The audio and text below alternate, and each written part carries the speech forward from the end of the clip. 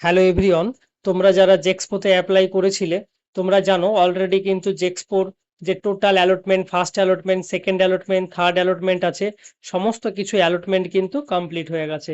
তার সাথে সাথে তোমাদের এই অ্যালটমেন্ট কমপ্লিট হওয়ার পরে তোমাদের অ্যাডমিশন যে প্রসেস আছে সেটিও কিন্তু প্রায় অলমোস্ট কমপ্লিট। তবে তোমরা যারা কলেজ পাওনি বা যারা ভাবছো কলেজ পাবে কিনা, অনেকেরই স্বপ্ন ছিল এই বছর জেক্সপোতে হয়তো তুমি চান্স পেয়ে যাবে সরকারি কলেজে, বাট তোমরা ঠিকঠাক মতো চয়েস ফিলিং করতে না পারার জন্য কিন্তু আজকে তোমরা নিজেরা কলেজ পাওনি। তার কারণ হচ্ছে জানো, জেক্সপোতে অনেক কলেজ থাকে যেখানে 29,000-এও কিন্তু মেকানিক্যাল ব্রাঞ্চ পেয়েছে। আমাকে অনেকেই কমেন্ট করেছে যে একজন হিলি গভর্নমেন্ট পলিটেকনিকে কিন্তু 29,000 র্যাঙ্ক থাকা সত্ত্বেও সে চান্স পেয়েছে। তার কারণ সে যখন চয়েস ফিলিং করেছিল সেইভাবেই কিন্তু সমস্ত কলেজ দিয়ে কিন্তু চয়েস ফিলিং করেছিল, যতগুলি কলেজ আছে ও প্রত্যেকটি কলেজে কিন্তু মেকানিক্যাল ব্রাঞ্চের উপরে চয়েস ফিলিং করিয়েছিল। তারপরে লাস্টে গিয়ে থার্ড অ্যালটমেন্টে তার হিলি গভর্নমেন্ট পলিটেকনিকে কিন্তু নাম এসছে 29,000 প্লাস র্যাঙ্ক নিয়ে। আর অনেকেরই আছে তোমাদের মধ্যে যাদের 15,000 12,000 র্যাঙ্ক থাকা সত্ত্বেও সে কিন্তু পুরোপুরি কোনো রকমই মেকানিক্যাল ট্রেড পায়নি। তার কারণ পার্থক্য একটাই, যেই ছেলেটি অ্যাপ্লাই করেছিল সে ভেবেছিল যে তার মেকানিক্যাল ট্রেড নিয়ে পড়বে, তার ইচ্ছা মেকানিক্যাল ট্রেড, মাদার ট্রেড নিয়ে পড়ার, সেটি যেখানেই হোক না কেন ওয়েস্ট বেঙ্গলের। এই উদ্দেশ্য করেই কিন্তু সে চয়েস ফিলিং করেছিল বলেই আজকে কিন্তু সে পেয়ে গেছে। তবে তোমাদের মধ্যে অনেক ক্যান্ডিডেট আছে তার থেকে ভালো র্যাঙ্ক থাকা সত্ত্বেও সে কিন্তু গভর্নমেন্ট কলেজ পায়নি। তার কারণ বাড়ির কাছে চান্স পাবে, তার সাথে সাথে যে সমস্ত অনেকের ইচ্ছা থাকে কলকাতায় পড়ার, যে কলকাতায় যাব কলকাতায় পড়বো এইরকম একটা টার্গেট থাকে সবার। সেই ক্ষেত্রে কিন্তু অনেকেই আছে কি, এই যে সিবোস, APC Roy polytechnic, north Kolkata polytechnic, NCP polytechnic, এই সমস্ত কলেজ দিয়েছে, কিন্তু এই সমস্ত কলেজ দেওয়ার পরে তারা কিন্তু আর কলেজ পায়নি টোটালে।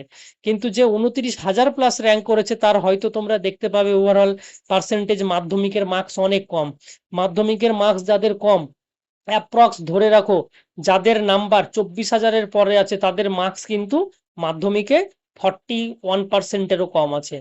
আর তোমাদের ম্যাক্সিমাম যারা দেখবে মোটামুটি 10,000 11,000-এর কাছাকাছি আছো, তোমাদের মাধ্যমিকের মার্কস 65% কি 60% থাকা সত্ত্বেও তোমরা কিন্তু কলেজ পাওনি।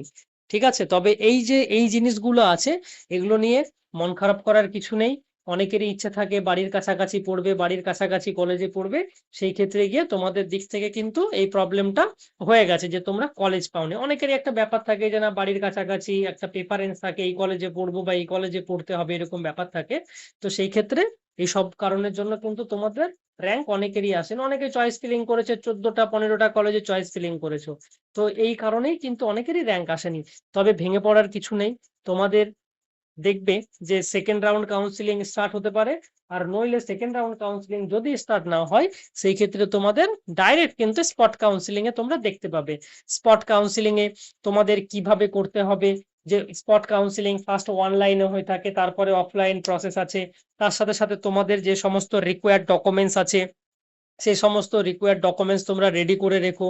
তার সাথে সাথে তোমাকে এবার কিন্তু মেন্টালি প্রিপেয়ার হয়ে যেতে হবে। তুমি যদি ভাবো যে ওয়েস্ট বেঙ্গলের যে কোনো জায়গায় যে কোনো কলেজ পেলে তুমি কিন্তু অ্যাডমিশন নেবে, তবেই তোমাকে বলবো স্পট কাউন্সিলিং এ যাও, আদারওয়াইজ গিয়ে লাভ নেই। তোমার যদি মাথায় থাকে না আমি কলকাতাতে পেলেই করবো, আদারওয়াইজ করবো না, তাহলে তুমি স্পট কাউন্সিলিং এ যেও না। তার কারণে স্পট কাউন্সিলিং এ গিয়েও লাভ নেই।